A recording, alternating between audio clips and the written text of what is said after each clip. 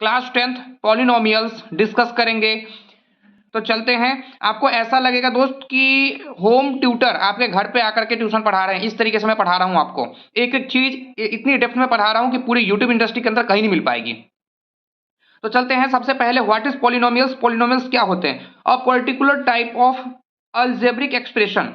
जो एक particular type के अलजेब्रिक एक्सप्रेशन होते हैं वे पॉलिनोमियल्स कहलाते हैं। उनके एग्जांपल्स क्या हो सकते हैं? जैसे यहां पे हमने लिख दिया x² + 2x, राइट, या फिर मैं 9x लिख दूं, इस तरीके से एक्सेट्रा, राइट। अब दोस्तों यहां पे मैं कुछ आइडेंटिफिकेशन देखूंगा, identification of polynomials. Identification of polynomials की मतलब हम देख के पता कर सकते हैं पॉलिनोमियल है या नहीं है। अगर पॉलिनोमियल है तो उसके लिए कौन कौन सी बाउंड्री होनी चाहिए, कौन कौन सी चीजें होनी चाहिए।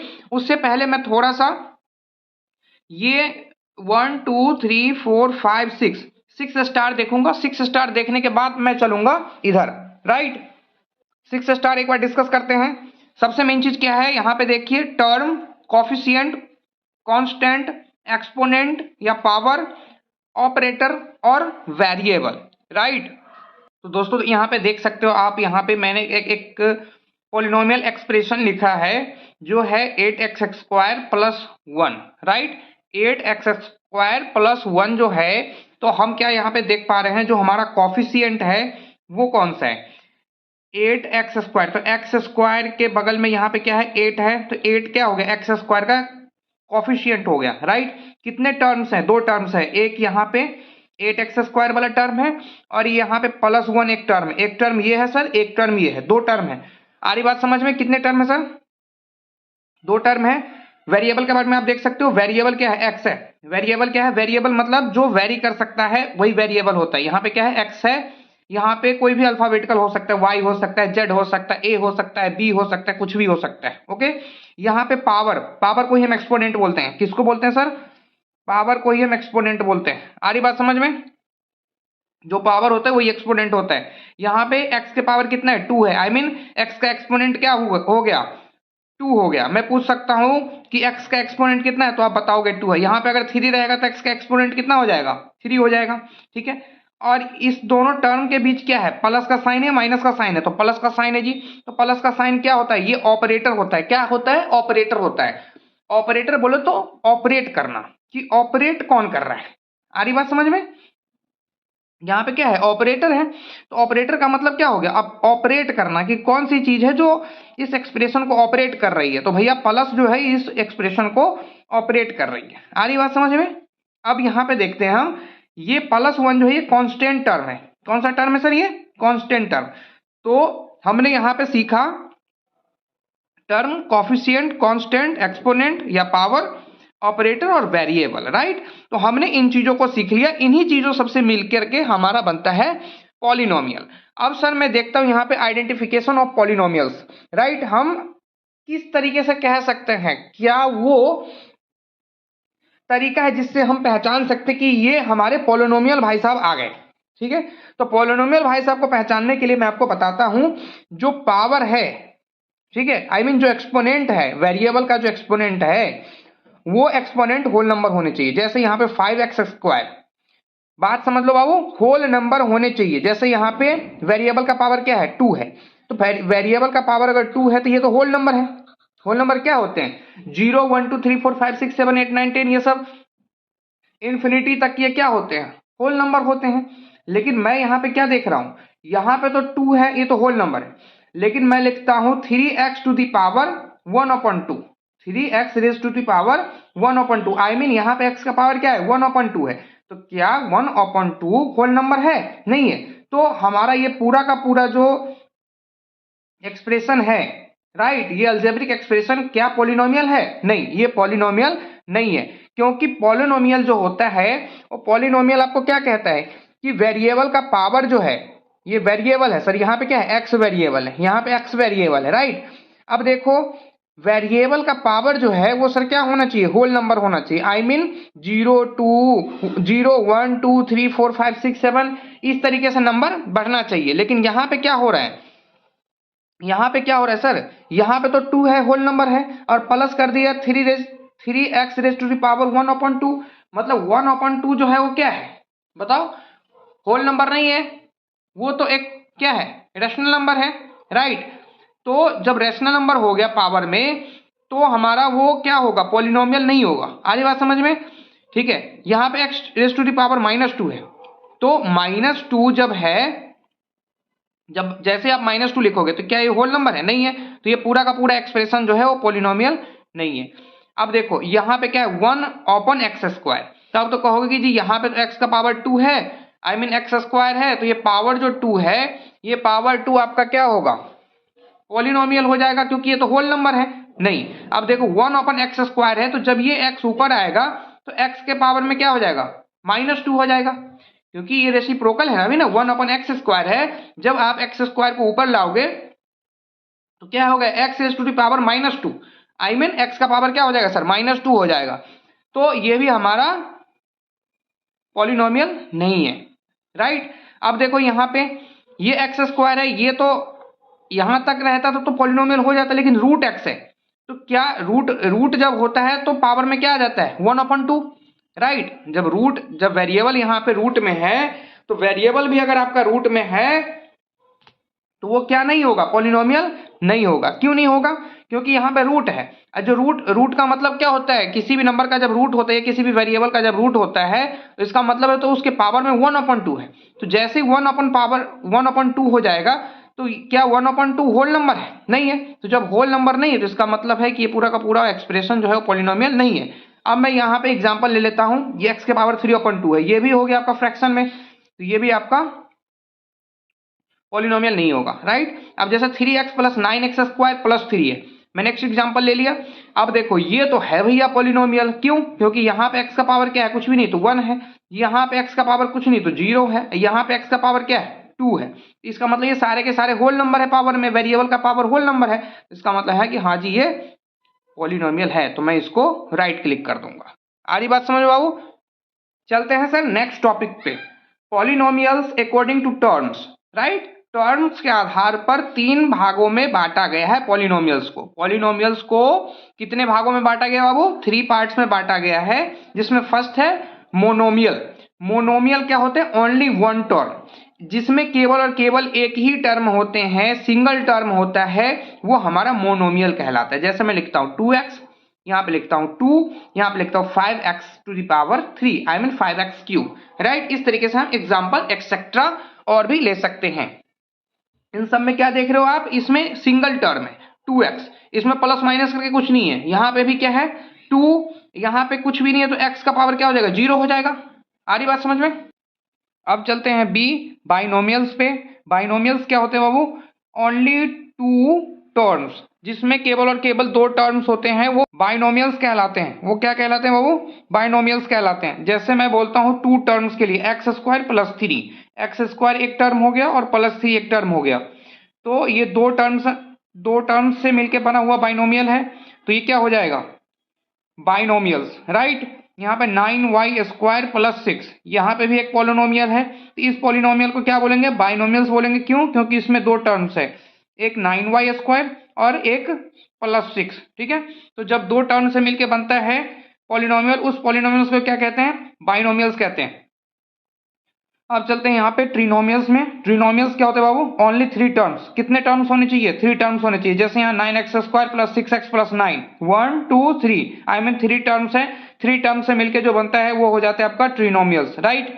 अब चलते हैं सर कांस्टेंट पॉलिनोमियल्स पे। कांस्टेंट पॉलिनोमियल्स क्या होते हैं, कांस्टेंट पॉलिनोमियल्स क्या होते हैं, कांस्टेंट पॉलिनोमियल्स या हम नॉन जीरो कांस्टेंट पॉलिनोमियल्स भी इसको कहते हैं। कांस्टेंट पॉलिनोमियल्स को क्या कहते हैं sir, non zero constant polynomials. आ रही बात समझ में। जैसे मैं एग्जांपल ले लेता हूं 5 9 6 -6 -9, इस तरीके के जो इंटीजर्स होते हैं ये क्या होते हैं बाबू, कांस्टेंट पॉलिनोमियल्स होते हैं, या फिर हम इसको नॉन जीरो कांस्टेंट पॉलिनोमियल्स भी कहते हैं। मैं अगर एग्जांपल के जरिए एक्सप्लेन करूं तो मैं यहाँ का 5 यहाँ पर लिख देता हूं। अब आप कहोगे जी इसको पॉलिनोमियल बनाओ, ये तो कांस्टेंट तो है, ये 5 तो कांस्टेंट है, लेकिन इसको पॉलिनोमियल बनाओ। तो मैंने एक वेरिएबल x ले लिया और उसके पावर में मैंने 0 दे दिए। तो हमें पता है any number to the power 0 = 1, because n to the power 0 = 1 where n not equals to 0, I mean n जो है सर वो 0 नहीं होना चाहिए, क्योंकि n टू द पावर 0 है तो 1 हो जाएगा, लेकिन अगर 0 टू द पावर 0 है तो वो इनडिटर्मिनेट हो जाता है, राइट। वो संदिग्ध अवस्था में होता है, उसका आंसर फाइनल नहीं निकलता, वो इनडिटर्मिनेट हो जाता है।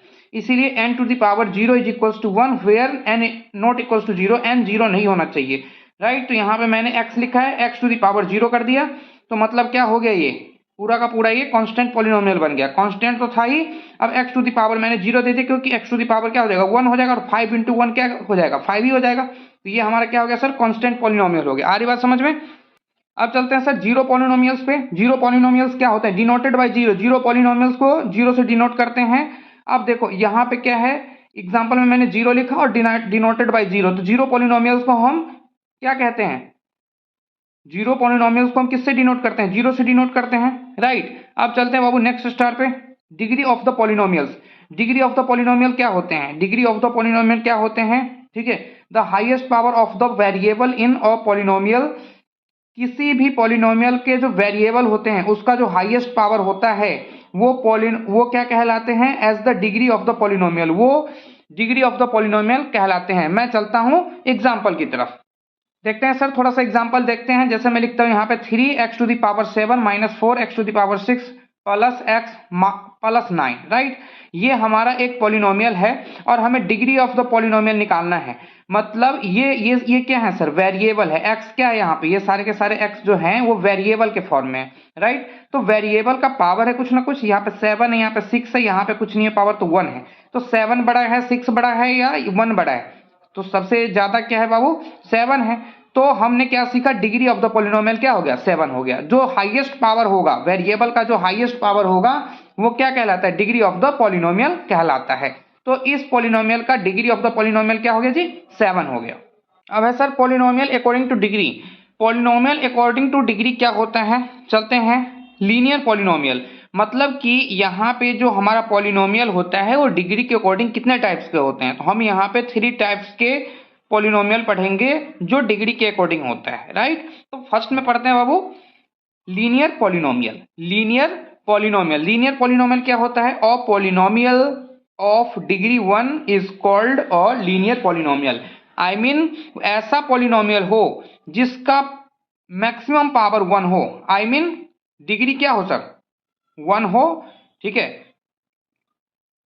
वो क्या कहलाता है बताइए, लीनियर पॉलिनोमियल कहलाता है। डिग्री के बारे में हमने सीखा था यहाँ पे कि डिग्री क्या होते हैं, मैक्सिमम पावर होते हैं, राइट। किसी भी पॉलिनोमियल के मैक्सिमम पावर क्या कहलाते हैं, डिग्री ऑफ द पॉलिनोमियल कहलाते हैं। तो इसी तरीके से लीनियर पॉलिनोमियल वो पॉलिनोमियल है जिनका मैक्सिमम पावर जो है वेरिएबल का वो 1 होता है, आई मीन डिग्री 1 होता है, तो वो क्या कहलाता है सर, लीनियर पॉलिनोमियल कहलाते हैं। ओके, जैसे मैं एग्जाम्पल में लिख सकता हूँ यहाँ पे 2x minus 3 root 3x plus 5 y plus root 2। तो यहाँ पे क्या x का पावर मैक्सिमम क्या है 1 है, यहाँ पे भी x का पावर क्या है मैक्सिमम 1 है, यहाँ पे भी y का पावर क्या है 1 है मैक्सिमम, राइट। तो ऐसे जो पॉलिनोमियल्स होते हैं जिसमें मैक्सिमम टू मैक्सिमम पावर क्या होते हैं 1 होते हैं, तो ऐसे पॉलिनोमियल्स हमारा क्या कहलाते हैं सर बताइए, लीनियर पॉलिनोमियल्स कहलाते हैं। अब हम देखते हैं जनरल फॉर्म क्या होता है पॉलिनोमियल्स का, लीनियर पॉलिनोमियल्स का, राइट। तो general form of linear polynomial, I mean जो हमारा लीनियर पॉलिनोमियल होता है उसके जनरल फॉर्म क्या होते हैं, ax plus B. ax plus B जो होता है इसको हम लीनियर पॉलिनोमियल का जनरल फॉर्म बोलते हैं या फिर स्टैंडर्ड फॉर्म बोलते हैं, कई जगह पे स्टैंडर्ड फॉर्म भी वर्ड यूज किया जाता है, राइट। अब देखते हैं यहाँ पे क्या होता है बाबू, ax plus B where a एंड b are real numbers. a और b जो है वो बाबू रियल नंबर्स है, and a not equal to 0, I mean a जो है वो 0 नहीं होना चाहिए। जब a 0 होगा तो x के साथ, आई मीन वेरिएबल के साथ वो मल्टीप्लाई हो जाएगा। तो जब वेरिएबल के साथ ये मल्टीप्लाई हो जाएगा तो यहाँ पे क्या हो जाएगा 0 हो जाएगा, राइट। 0 इंटू एक्स क्या हो जाएगा, जब a 0 होगा तो 0 इंटू एक्स, तो क्या हो जाएगा ये पूरा का पूरा ये टर्म 0 हो जाएगा। और 0 प्लस बी, तो 0 यहाँ पे कोई b जो है वो कांस्टेंट है, तो 0 प्लस बी तो वो क्या हो जाएगा b हो जाएगा, राइट। तो ये b क्या है सर कांस्टेंट है ना, तो ये क्या हो जाएगा कांस्टेंट पॉलिनोमियल हो जाएगा। तो ये तो लीनियर पॉलिनोमियल तो नहीं होगा ना, इसीलिए यहाँ पे a जो है वो 0 नहीं होना चाहिए, I mean a not equal to 0। अगर a 0 हो जाएगा तो कांस्टेंट पॉलिनोमियल हो जाएगा, इसीलिए यहाँ पे ax प्लस बी का जो फॉर्म है वो जनरल फॉर्म है किसका, लीनियर पॉलिनोमियल का। लेकिन a और b जो है वो रियल नंबर हो सकते हैं, लेकिन a जो है सर वो 0 नहीं होना चाहिए। a 0 को छोड़ के और कुछ भी हो सकता है, लेकिन a केवल और केवल 0 नहीं होना चाहिए। अब चलते हैं सर b में। b है हमारा क्वाड्रेटिक पॉलिनोमियल। क्वाड्रेटिक पॉलिनोमियल्स क्या होते हैं, राइट। तो चलते हैं हम इसका डेफिनेशन पढ़ते हैं। अ polynomial of degree 2 is called a quadratic polynomial, right. जिस पॉलिनोमियल के डिग्री 2 हो, राइट।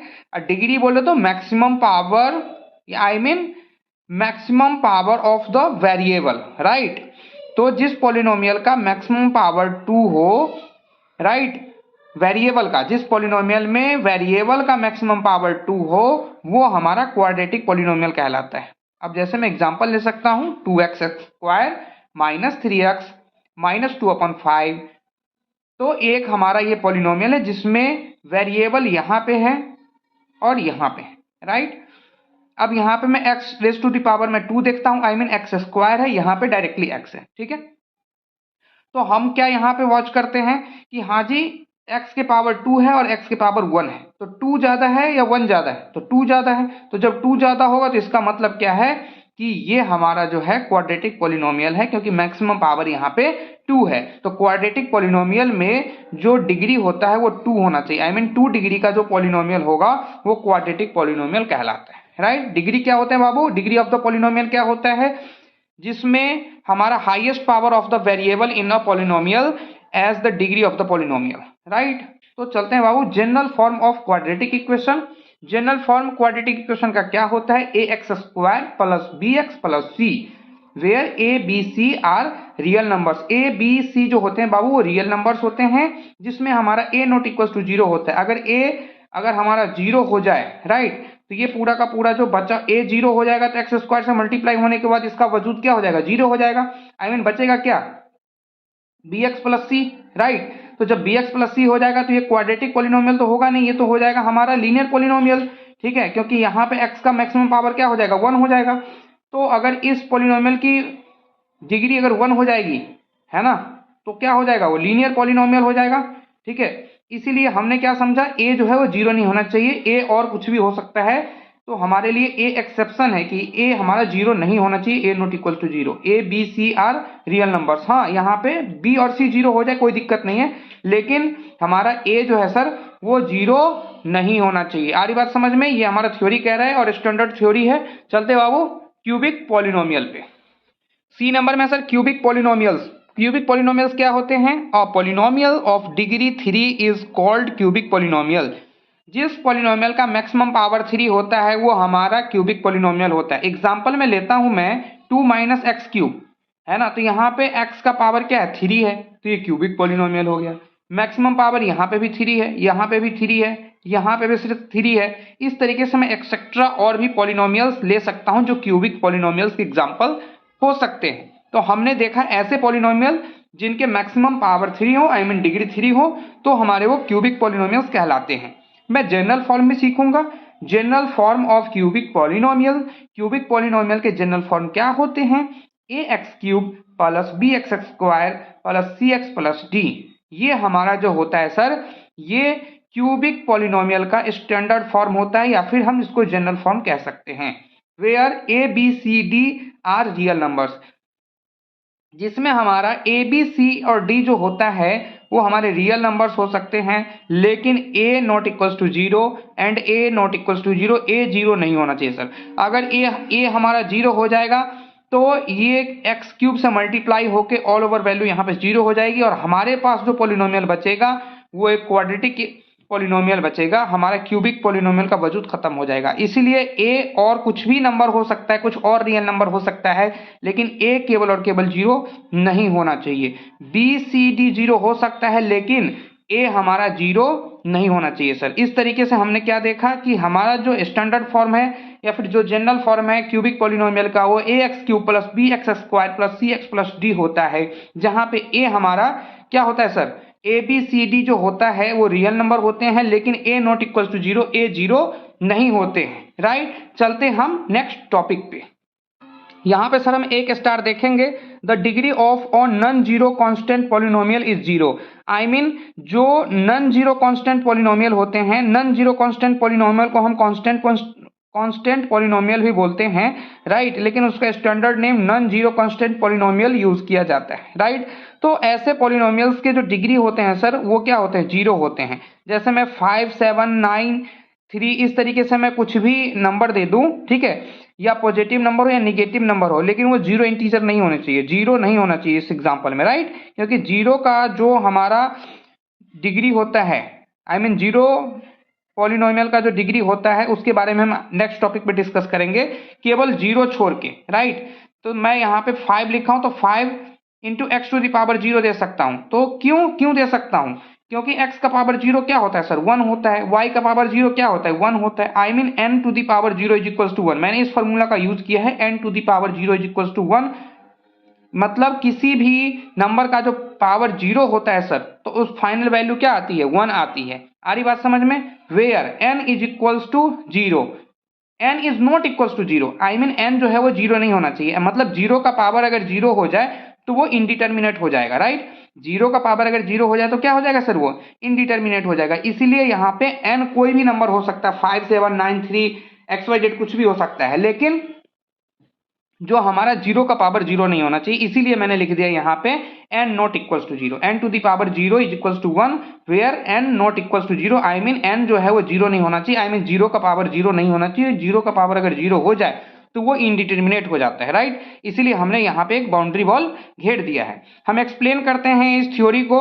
ऐसे मैंने 5 है 5 लिख दिया और मैं x to the power zero दे सकता हूँ। तो ये हमारा क्या बन गया? एक पॉलिनोमियल बन गया। बताओ तो ये कौन सा पॉलिनोमियल है? Non zero constant polynomial. और नन जीरो कांस्टेंट पॉलिनोमियल जो है उसका डिग्री क्या होता है? यहाँ पे दिया हुआ है, the degree of a non zero constant polynomial is zero. I mean इसका पावर कितना होगा सर? जीरो होगा। अगर इसका मैं पावर 1 2 3 4 5 कुछ भी दे दूं तो ये फिर क्या हो जाएगा? नन जीरो कांस्टेंट पॉलिनोमियल रहेगा ही नहीं, ठीक है।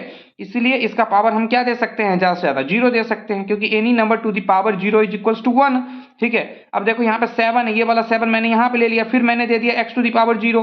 9 ले लिया मैंने, 9 into x to the power zero. 3y to the power zero, I mean y का पावर मैंने जीरो दे दिया। क्यों दे दिया? क्योंकि इनके पावर अगर मैं जीरो देता हूं, किसी भी वेरिएबल का पावर अगर मैं जीरो देता हूं तो क्या होता है? फाइनल आंसर 1 होता है। और 5 इंटू 1 क्या होता है? 5 ही होता है। 7 इंटू 1 क्या होता है? 7 ही होता है। 9 इंटू 1 क्या होता है? 9 ही होता है। 3 इंटू 1 कितना होता है? 3 ही होता है। तो ये नन जीरो कांस्टेंट पॉलिनोमियल जो होता है उसका जो डिग्री होता है सर वो केवल और केवल जीरो होता है, ठीक है। इसके अलावा कुछ और नहीं हो सकता है। इस थ्योरी से हम ये आसानी से सीख चुके हैं। चलते हैं सर नेक्स्ट टॉपिक पे, the degree of the zero polynomial.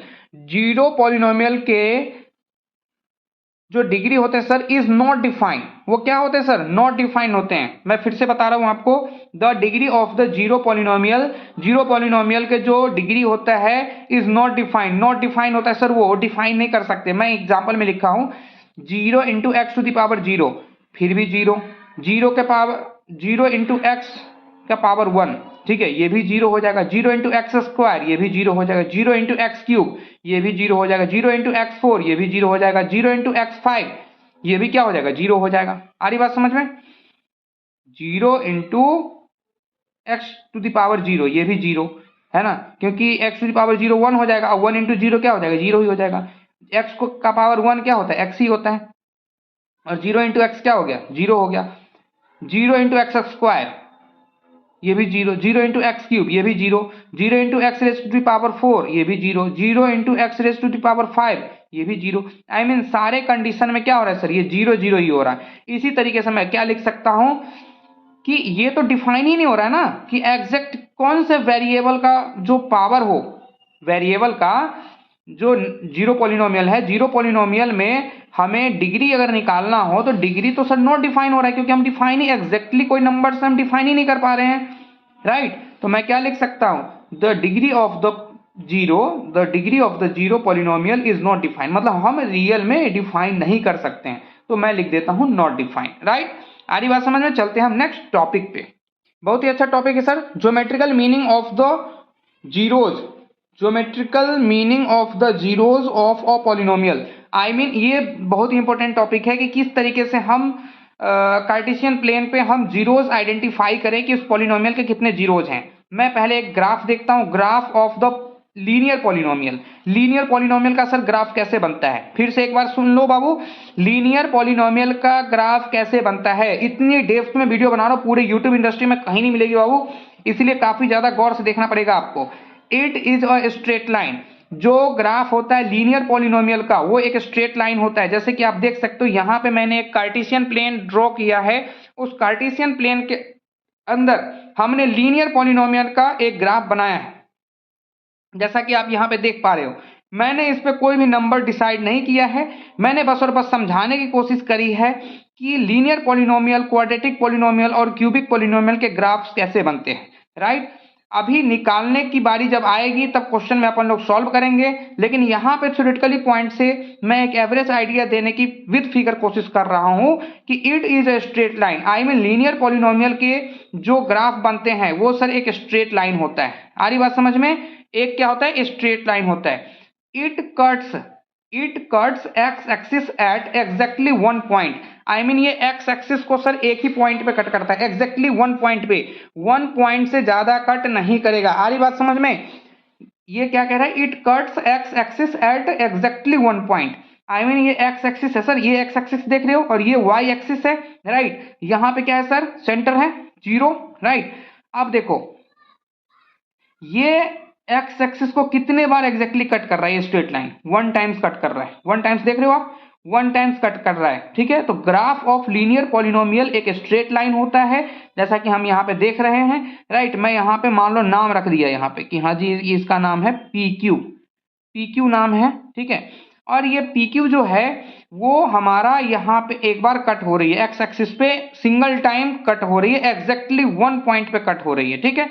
जिसकी वजह से हमने एक देख लिया कि it cuts x axis at exactly one point. जो लीनियर पॉलिनोमियल का ग्राफ होता है, एक तो सबसे पहली बात वो स्ट्रेट लाइन होता है, और दूसरी में वो एक्स एक्सिस को एग्जैक्टली वन पॉइंट पे ही कट करता है, जैसा कि आप इन फिगर में देख सकते हैं, राइट। यहाँ पे ये कट करता है, ठीक है। चलते हैं हम नेक्स्ट टॉपिक पे। यहाँ पे देखते हैं sir graph of quadratic polynomial. Quadratic polynomial का ग्राफ कैसा होता है? It is a parabola. ये क्या होता है सर? एक पैराबोला होता है, राइट। मैं चलता हूं यहाँ पे एक कार्टेशियन प्लेन के बारे में देखता हूं। एक कार्टेशियन प्लेन है सर, यहाँ पे एक पैराबोला है। ये पैराबोला जो है, ये पैराबोला का फिगर है सर, ऐसे जो देख रहे हो आप, ये इस तरीके से, राइट, यू शेप में। कौन से शेप में सर? यू शेप में। तो ये क्या होता है बताओ? क्वाड्रेटिक पॉलिनोमियल का ग्राफ होता है, या हम उसको ऐसे कह सकते हैं ग्राफ ऑफ क्वाड्रेटिक पॉलिनोमियल होता है। It is a parabola. ये एक पैराबोला के फॉर्म में होता है। ये जो यू है वो यू शेप जो है वो उल्टा भी हो सकता है, साइड में भी हो सकता है, लेफ्ट में भी हो सकता है, राइट में भी हो सकता है, बीच में भी हो सकता है सर, उल्टा हो सकता है, सीधा हो सकता है। आ रही बात समझ में? मैंने एक ही फिगर बनाया है यहाँ पे, लेकिन मैंने एक्सेप्शन बता दिया कि ये यू शेप उल्टा भी हो सकता है, साइड में, लेफ्ट में, राइट में हो सकता है सर। आ रही बात समझ में? तो मैं क्या कहता हूं आपको? It is a parabola. ये एक सर पैराबोला का शेप होता है। कौन होता है पैराबोला का शेप? क्वाड्रेटिक पॉलिनोमियल का जो ग्राफ होता है, क्वाड्रेटिक पॉलिनोमियल का जो ग्राफ होता है सर, वो एक पैराबोला के फॉर्म में होता है। आ रही बात समझ में? चलते हैं नेक्स्ट स्टार क्या है सर हमारा? Next arrow. It cuts x axis almost 2 points, right. ये मैक्सिमम और मैक्सिमम 2 पॉइंट्स पे कट कर सकती है। हो सकता है वो एक भी पॉइंट पे कट ना करे, हो सकता है 2 पॉइंट पे भी कट करे, हो सकता है वो एक पॉइंट पे भी कट करे। आ रही बात समझ में? आ रही बात समझ में बाबू?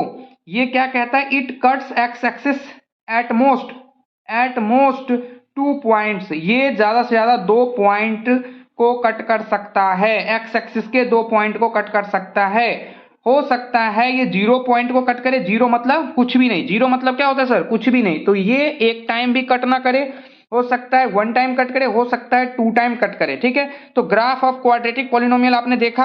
अब यहाँ पे जो है ये एक्स एक्सिस को 2 पॉइंट पे कट कर रही है, एक बार यहाँ पे कर रही है, एक बार यहाँ पे कर रही है, राइट। बात आ रही समझ में? और जब ये ऊपर चढ़ जाएगा ऐसे, ठीक है, ये जब ऊपर ऐसे चढ़ जाएगा तो हम क्या देखेंगे कि ये 1 टाइम भी कट नहीं करेगी, right.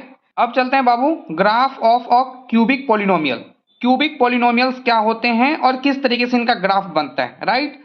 It does not have fixed shape. इसके फिक्स्ड शेप नहीं होते हैं, इसके फिक्स्ड शेप नहीं होते हैं, राइट। इनका जो ग्राफ बनता है बाबू किसका? क्यूबिक पॉलिनोमियल का। क्यूबिक पॉलिनोमियल का जो ग्राफ बनता है वो फिक्स्ड शेप में नहीं होता है। It cuts x axis at most 3 points, right. अब देखो 3 पॉइंट्स तक ये कट कर सकता है, राइट। एक यहाँ पे क्या है? नोट मैंने लिख रखा है यहाँ पे, in case of cubic polynomial the graph will always cross X axis at least once और एट मोस्ट थ्राइस। इसका मतलब क्या हुआ कि जो हमारा क्यूबिक पॉलिनोमियल का जो ग्राफ होता है उसका तो कोई फिक्स शेप होता नहीं है, पहली चीज। दूसरी चीज, मिनिमम वो एक्स एक्सिस को 1 टाइम कट करेगी और मैक्सिमम 3 टाइम कट करेगी। आ रही बात समझ में? मिनिमम कितना टाइम टच करेगी, कितने टाइम इंटरसेक्ट करेगी बाबू बताओ? 1 टाइम।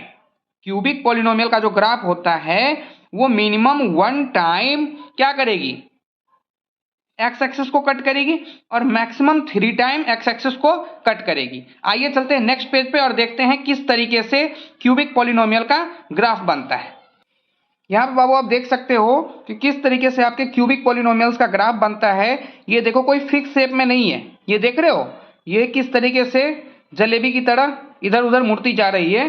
तो इसका मतलब क्या है कि जो क्यूबिक पॉलिनोमियल होता है इसका ग्राफ जो होता है वो ग्राफ कोई फिक्स शेप में नहीं होता है और वो एक्स एक्सिस को कम से कम एक बार टच करेगी और ज्यादा से ज्यादा 3 बार टच करेगी। जैसे यहाँ पे मैं देखता हूँ 1 2 और 3 टाइम्स कट करती है एक्स एक्सिस को। ये देख रहे हो, ये एक कार्टेशियन प्लेन है और इस कार्टेशियन प्लेन में ये है X axis, X X dash Y Y dash, ये बीच में सेंटर हो गया 0 इसका, तो ये एक्स एक्सिस है, राइट। ये वाला जो है सर वो एक्स एक्सिस है और ये वाला वाई एक्सिस होता है। तो ये वाला जब एक्स एक्सिस होता है तो एक्स एक्सिस को क्यूबिक पॉलिनोमियल का जो ग्राफ होता है वो मिनिमम 1 टाइम टच करेगी ही करेगी और मैक्सिमम 3 टाइम टच करेगी, ठीक है।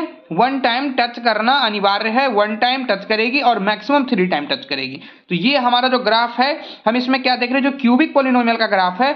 और क्यूबिक पॉलिनोमियल के ग्राफ में हम क्या देख पा रहे हैं यहाँ पे कि हमारा एक्स एक्सिस को ये वाली ग्राफ 3 टाइम्स टच कर रही है, 1 2 3 टाइम्स टच कर रही है। आगे चलते हैं नेक्स्ट टॉपिक पे। नेक्स्ट टॉपिक है हमारा relationship between zeros and coefficients of a polynomial, कि हमारे जो पॉलिनोमियल होते हैं उनके जीरोज, राइट। अब हम जीरोज कहते किसको हैं, पॉलिनोमियल्स के जीरोज होंगे क्या, ठीक है, और कोफिशिएंट क्या होंगे, राइट। तो सबसे मेन चीज क्या है, कोफिशिएंट के बारे में तो मैंने बताया हुआ था कि कोई भी वेरिएबल के जो लेफ्ट साइड में नंबर होता है वो हमारा कोफिशिएंट होता है, राइट। अब हम यहाँ पे जीरोज के बारे में देखेंगे कि जीरोज होते क्या हैं, राइट। तो जीरोज क्या होते हैं बाबू, कोई भी ऐसा नंबर जो हम पॉलिनोमियल के अंदर रखते हैं जिसकी वजह से ऑल ओवर वैल्यू क्या आ जाती है, 0 आ जाती है, वही नंबर हमारा क्या कहलाता है, जीरोज कहलाता है। आ रहे हैं, इसके डेफिनेशन में पढ़ते हैं। यहाँ पे क्या है, जीरोज ऑफ पॉलिनोमियल, स्टार में मैं पढ़ता हूं, फर्स्ट स्टार में, जीरोज ऑफ पॉलिनोमियल। पॉलिनोमियल के जीरोज क्या होते हैं, द वैल्यू ऑफ वेरिएबल, कोई से भी पॉलिनोमियल में जो वेरिएबल है उसकी वैल्यू हो for which the polynomial becomes equal to 0। I mean कोई से भी पॉलिनोमियल हो, उस पॉलिनोमियल में वेरिएबल की कोई कौन सी ऐसी वैल्यू को पुट की जाए जिसके वजह से ऑल ओवर पॉलिनोमियल की वैल्यू क्या आ जाए, इक्वल टू 0 आ जाए, मतलब वो 0 के बराबर आ जाए, राइट। तो हम क्या समझेंगे, वही नंबर हमारा क्या हो जाएगा, हमारा जीरोज ऑफ पॉलिनोमियल हो जाएगा। सेकेंड एरो में देखता हूं मैं, number of zeros in polynomial, right. Number of zeros in polynomial equal two degree, मतलब ये होता है कि जो हमारा पॉलिनोमियल है उस पॉलिनोमियल में कितने जीरोज हो सकते हैं वो उसके डिग्री के ऊपर डिपेंड करता है, उस पॉलिनोमियल के डिग्री के ऊपर डिपेंड करता है। अब डिग्री ऑफ पॉलिनोमियल क्या होता है, डिग्री ऑफ पॉलिनोमियल होता है बाबू maximum power of variable in polynomial. Polynomial के अंदर जो सबसे बड़ा पावर होगा, जो सबसे बड़ा एक्सपोनेंट होगा, राइट, वही हमारी डिग्री होती है। जैसे मान लो आप क्यूबिक पॉलिनोमियल की बात कर लो तो उसमें डिग्री क्या होती है, 3 होती, इसका मतलब उसका 3 जीरोज निकल सकते हैं। क्वाड्रेटिक पॉलिनोमियल्स की बात करें तो उसमें 2 जीरोज, और लीनियर पॉलिनोमियल्स की बात करें तो उसमें 1 जीरोज निकल सकते हैं, राइट। अब बाबू यहां पे मैं एक कार्टेशियन प्लेन पे ग्राफ ड्रॉ करता हूं, एक ये कार्टेशियन प्लेन है सर, इस कार्टेशियन प्लेन में मैं देखता हूं कि कोई एक पॉलिनोमियल की ग्राफ कुछ इस तरीके से टच करती हुई आ रही है। तो हमें बोलना है नंबर ऑफ जीरोज क्या है, राइट। तो नंबर यहाँ पे तो हमें कोई पॉलिनोमियल इक्वेशन के फॉर्म में तो दी नहीं हुई है, राइट। तो मैं क्या करता हूं यहाँ पे नंबर ऑफ जीरोज किससे निकालूंगा, देख के, ग्राफ से। ग्राफ से हम देख के किस तरीके से हम बता सकते हैं कि नंबर ऑफ जीरोज कितने हैं। तो नंबर ऑफ जीरोज उतने होंगे जो ग्राफ एक्स एक्सिस को जितने टाइम्स कट करती होगी वही हमारा नंबर ऑफ जीरोज हो जाएगा। तो देखो नंबर ऑफ जीरोज कितने होंगे, कितने टाइम्स हमारा कट कर रही है ग्राफ, 1 2 3 4 एंड देन 5।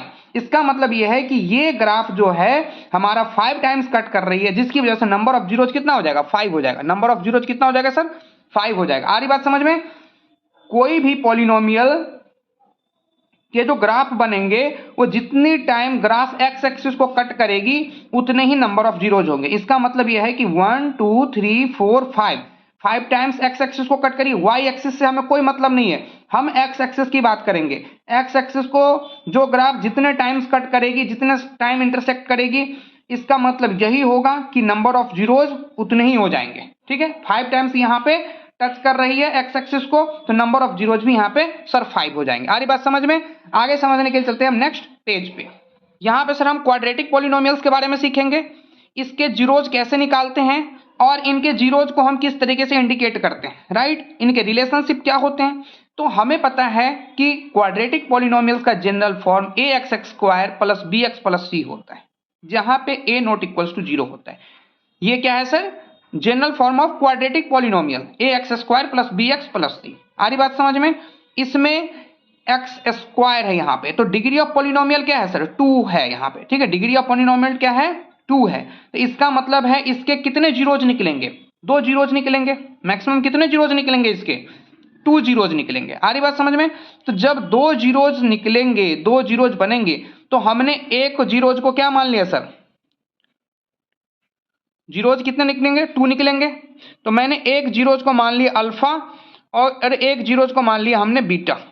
एक जीरोज क्या हो गया सर, अल्फा, और एक जीरोज हो गया बीटा, ठीक है। तो मैं दो तरीके से इसको लिखूंगा, सम ऑफ जीरोज। आप क्या करोगे, दोनों जीरोज को सम कर दो, प्लस कर दो। सम मतलब क्या होता है सर, प्लस होता है, ठीक है। तो दोनों जीरोज को सम कर दो, प्लस कर दो, ठीक है। तो अल्फा प्लस बीटा, राइट। और एक कंडीशन में क्या है, प्रोडक्ट ऑफ इट्स जीरोज, मतलब प्रोडक्ट मतलब क्या होता है सर, मल्टीप्लाई। तो alpha into beta, alpha into beta, ठीक है, अल्फा इंटू बीटा। अब देखो सर, अल्फा प्लस बीटा क्या होता है, माइनस बी बाई के एक इक्वल होता है। अल्फा प्लस बीटा क्या होता है, मतलब दोनों जीरोज को प्लस कर दोगे तो क्या हो जाएगा, माइनस बी बाई ए हो जाएगा, ठीक है। और अगर आप दोनों का मल्टीप्लाई कर दोगे, I mean alpha into beta कर दोगे, तो सी बाई ए के इक्वल हो जाएगा, राइट। तो ये तो हमारा हो गया फार्मूला पार्ट। अब हम इसके बारे में, जो हमारे पास एक एग्जांपल के फॉर्म में है, X x square plus 7x plus 10, ये एक क्वाड्रेटिक पॉलिनोमियल है, ठीक है। और इसका हम क्या निकालेंगे, पहले जीरोज निकालेंगे और ये हम रिलेशनशिप को टेस्ट करेंगे कि हाँ जी, alpha plus beta is equals to minus b by a और alpha into beta is equals to c by a होता है या नहीं होता है। आ रही बात समझ में। तो मैंने एक एग्जांपल ले लिया है जो है X x square plus 7x plus 10 is equals to 0। मैंने अपने हिसाब से ले लिया है, ठीक है, क्योंकि हमें क्या निकालना है बाबू, जीरोज निकालने इसके, इसलिए हमने इज इक्वल्स टू 0 लिख रखे हैं। ओके, एग्जाम्पल में है X x square plus 7x plus 10 is equal to 0, right. इसको हम स्प्लिटिंग मेथड से सॉल्व करेंगे। स्प्लिटिंग मेथड में क्या हो गया, ये फर्स्ट टर्म हो गया, बताओ, first term, second term, third term. First, ये हो गया फर्स्ट टर्म, ये हो गया सेकेंड टर्म, और ये हो गया आपका थर्ड टर्म, ठीक है। इसको हम क्या किस तरीके से स्प्लिटिंग मेथड से बनाएंगे, और स्प्लिटिंग मेथड आपने पहले भी बनाया होगा। क्या होता है, फर्स्ट इंटू 3 होता है, ठीक है। तो फर्स्ट इंटू 3 क्या, एक्स स्क्वायर को आप 10 से मल्टीप्लाई कर दो तो कितना हो जाएगा सर, 10 एक्स स्क्वायर हो जाएगा, ठीक है। और प्लस माइनस करने पे ये बीच वाला पूरा होना चाहिए, ठीक है। तो 10 का क्या निकालोगे, प्राइम फैक्टर निकालो एक बार। कितने से लगाओगे, 2 से लगाओगे 5 हो जाएगा, फिर 5 से लगाओगे 1 हो जाएगा, है ना, ठीक है। तो क्या 5 प्लस 2 होता है 7, हाँ जी होता है। तो हम इसको किस तरीके से लिख सकते हैं, 5x plus 2x, 5x plus 2x, या फिर 2x प्लस 5x, किसी भी तरीके से लिख दो। तो मैंने लिख दिया यहाँ पे x square plus 2x plus 5x, और ये दोनों मल्टीप्लाई होने के बाद फर्स्ट इंटू थ्री पूरा होना चाहिए। ये दोनों मल्टीप्लाई होने के बाद फर्स्ट इंटू थ्री पूरा होना चाहिए, आई मीन 10x² आना चाहिए। तो 2x इंटू 5x क्या होता है सर, 2 5 10, और x इंटू एक्स क्या हो जाता है, x² हो जाता है, तो 10x² हो गया। यहाँ पे भी 10x² है, तो हमारा काम तो बन गया जी। तो बन गया, तो हम क्या लिख सकते हैं, x² plus 2x plus 5x plus 10 is equal to 0। हमने x² और ये वाला 10 फर्स्ट टर्म और थर्ड टर्म को एज इट इज लिख दिया। 7x जो हमारा मिडिल टर्म है, वो मिडिल टर्म स्प्लिट का मेथड का यूज हम कर रहे हैं, मिडिल टर्म स्प्लिट मेथड का यूज कर रहे हैं हम, इसीलिए मिडिल टर्म को हम ब्रेक करेंगे, दो पार्ट में डिवाइड करेंगे, दो पार्ट में हम बांटेंगे उसको। तो 7x को हम क्या लिख दिए यहाँ पे, 2x प्लस 7x, राइट। अब देखो बाबू, इन दोनों में से कॉमन ले लो और इन दोनों में से कॉमन ले लो। तो ये कॉमन ले लो, इसमें से हमने x कॉमन ले लिया, क्या बच रहा है x प्लस 2, और इन दोनों में से हमने 5 कॉमन ले लिए, तो क्या बच रहा है x प्लस 2। अब x प्लस 2 यहाँ भी है, तो x प्लस 2 कॉमन ले लो, अब क्या बच जाएगा x प्लस 5। अब देखो x plus 2 is equal to 0 होगा, तो x इज इक्वल टू क्या हो जाएगा, -2, क्योंकि प्लस 2 है ना यहाँ पे, तो इधर जाएगा तो -2 हो जाएगा, और x प्लस 5 है, x plus 5 is equal to 0 है, ठीक है। एक बार इसके इक्वल 0 करो, एक बार इसके इक्वल 0 करो, तो दोनों में आपको x की वैल्यू पता चल जाएगी, ठीक है। तो x plus 5 is equal to 0 करोगे तो x is equal to plus 5 को इधर ले आओ, -5 हो जाएगा। बताओ, तो एक जो है आपको अल्फा निकल गया, एक बीटा निकल गया, तो अल्फा इज इक्वल टू कितना हो गया सर, -2, और बीटा इज इक्वल टू कितना हो गया, -5। आ रही बात समझ में, दो वैल्यू निकलेगी ना आपको, यहाँ पे निकली भी है।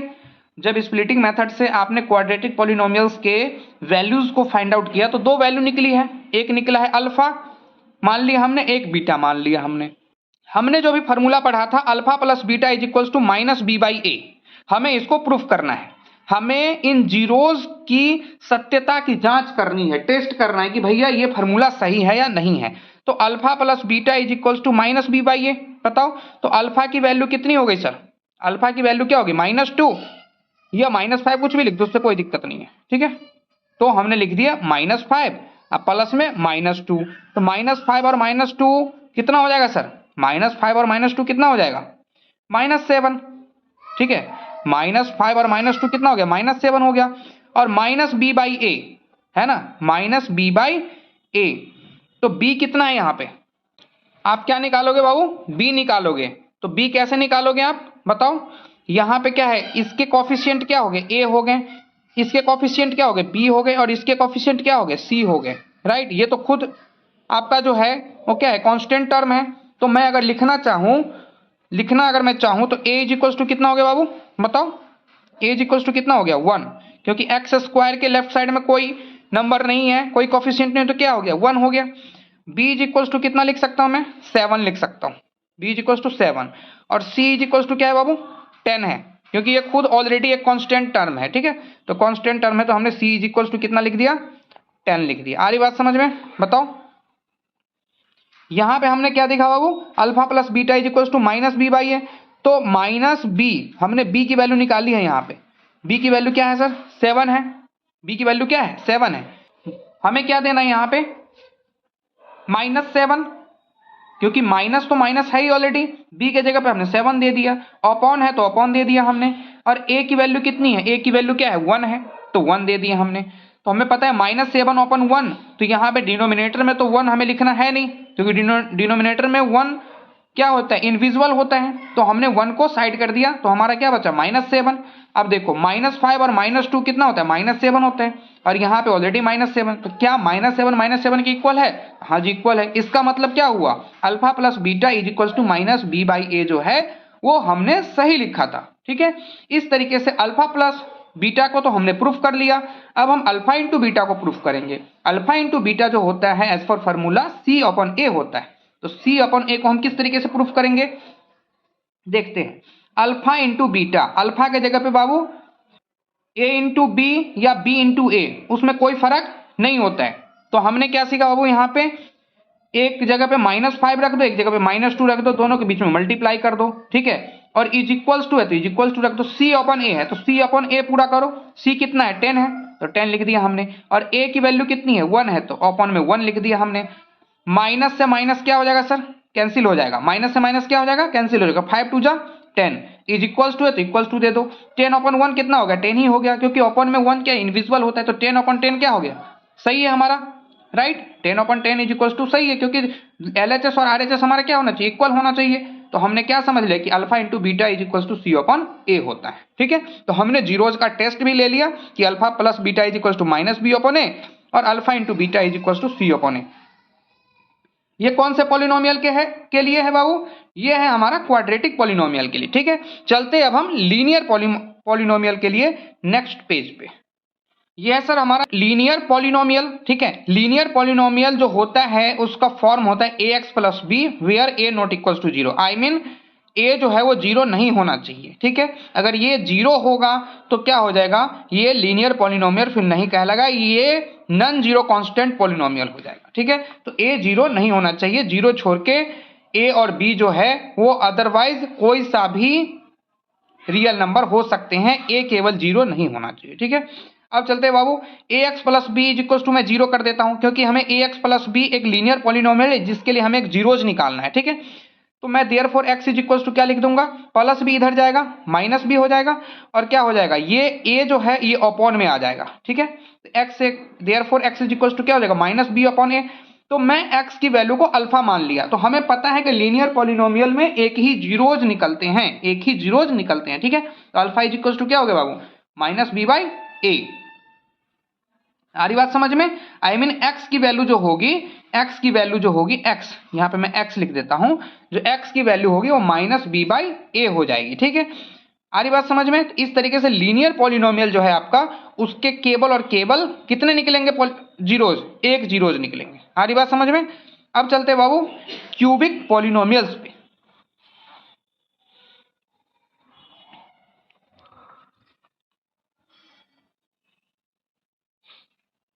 यहां पे है बाबू आपका क्यूबिक पॉलिनोमियल्स।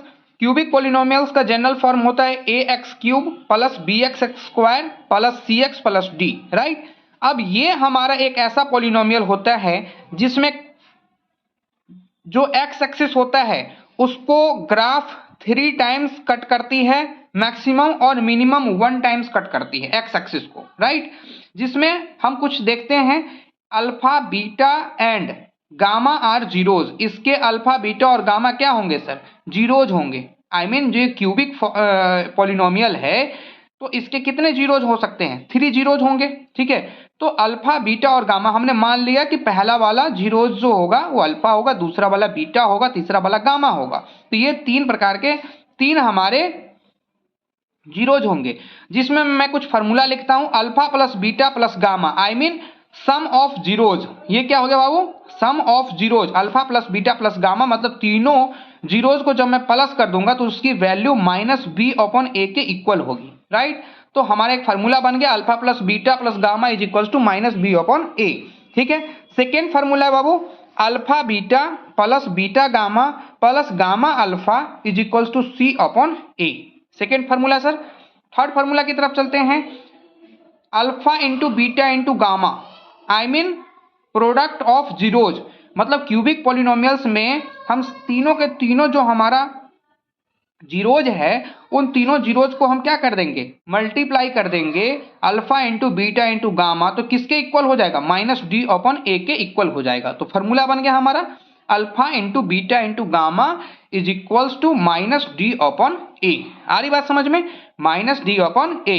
तो इस तरीके से क्यूबिक फार्मूला के अंदर में 3 जीरोज निकलेंगे और तीनों को हमने फार्मूला के रूप में दे दिया कि alpha plus beta plus gamma is equal to minus b upon a, alpha beta plus beta gamma plus gamma alpha is equal to c upon a, alpha into beta into gamma is equal to minus d upon a. इस तरीके से बाबू हमारा all over formula हो गया, right.